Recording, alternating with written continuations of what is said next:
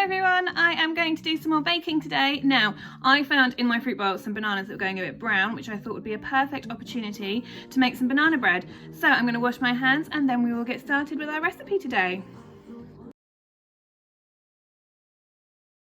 This is my ingredient list for my banana bread. So I'm going to need 100 grams of butter. I'm going to need 175 grams of sugar. I'm going to need 225 grams of self-raising flour. And then I'm going to need 3 ripe bananas. Now, my bananas are quite small, so I've actually gone for 4 bananas. And it is when they start to look like this that they make the best kind of banana bread. As well as my bananas, I'm going to need 2 eggs. And this banana bread's a little bit special because you get to put some chocolate in it. Now, I have got a bar of chocolate which I am going to chop up, but you could just use chocolate chips to make it easier for yourself. We've been through the ingredients that we're going to need today. Now let's look at the method. First instruction, preheat oven to 180 degrees. So I have got my oven preheating over here, and now I can start weighing out everything. Right then, first things first, I'm going to weigh out all of my ingredients into individual bowls so it makes it much easier when I'm following my recipe. Let's go. First ingredient on my list is 100 grams of butter. Now this butter has on it the markers again, so I can just chop it up to 100 grams. And we have 100 grams of butter ready to go. Next ingredient on my list is 175 grams of sugar.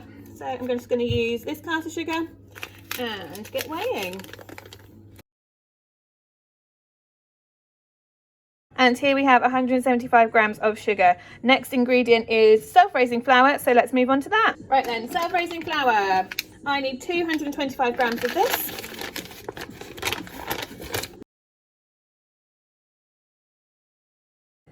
There is our 225 grams of flour, all nice and ready in the bowl. I'm going to move that over to one side here, and then we can move on to the next ingredient. The next ingredient on my recipe list are my ripe bananas. Now I don't need to weigh these out because it's just given us in quantities. As I said, the recipe normally calls for 3 bananas, but mine are quite small, so I'm going for 4.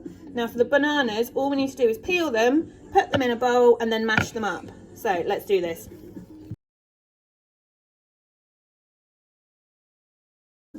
Right, now that I've got all my ingredients measured out, my next instruction is to mix together my butter and sugar.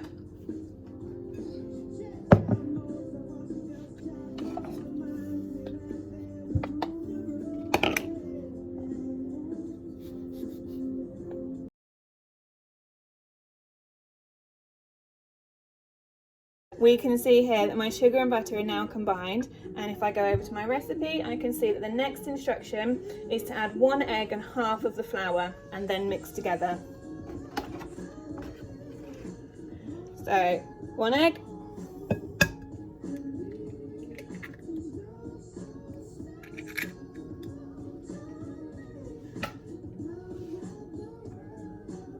and flour, about half of that's going in.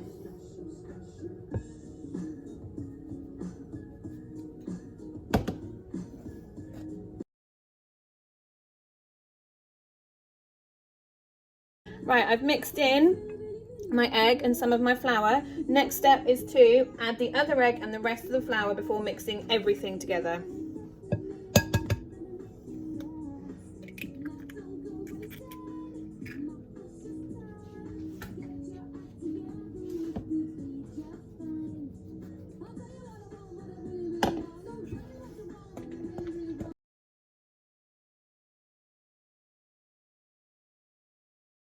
Okay, eggs and flour have been combined into the butter and sugar.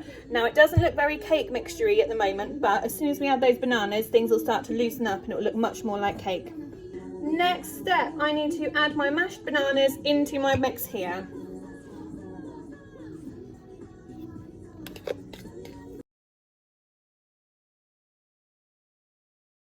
And now we can see it looks much more like cake mixture. It is a bit lumpy, but that's only because you've got the mashed bananas in there. Now I've put my cake mixture to one side over here so I can move on to the next step of my instruction, which is number 6, roughly chop the chocolate and add to the cake mix. Now then, if you are going to be chopping your chocolate, you need to make sure that a grown-up at home is either helping you or doing it for you, because to chop up chocolate you do need to use a sharp knife, and we need to make sure that we are being safe in the kitchen. I am going to be using a bar of chocolate and chopping it up myself, but you could of course just use chocolate chips instead. It's entirely up to you. Now my recipe needs 100 grams of chocolate. If I turn my bar over here, I can see that this bar is 200 grams. So that means I need exactly half of this bar of chocolate for my recipe.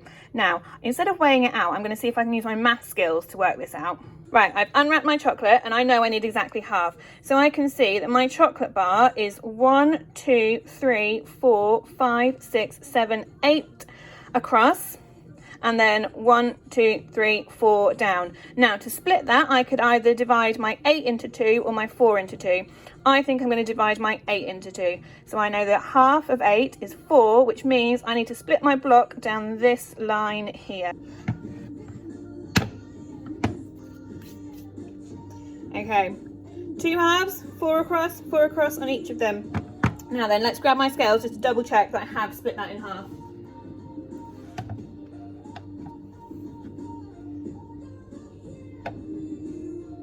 Oh, 102 grams, not bad. I think I'm going to just let myself have the extra 2 grams of chocolate in my banana bread. Now this is the bit of the recipe where I'm going to be chopping my chocolate with a knife. So like I said, either make sure you get a grown-up to do it for you, or make sure a grown-up is there with you when you are doing this to help you.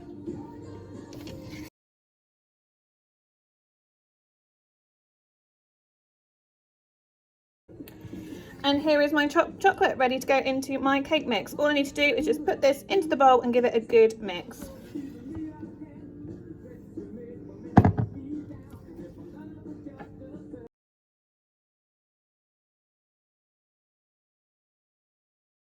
And here is our cake mix all ready for the oven.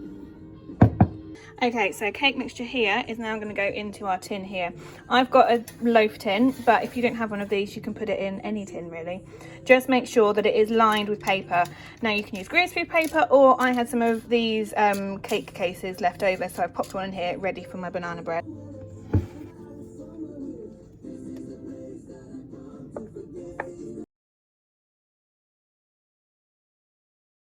Cake mixture is in the paper in the tin, ready to go in the oven. If I go to my recipe over here, I can see that I need to cook it for an hour. Now I will keep my eye on it just in case, because I don't want it to go too brown, but let's get this in the oven.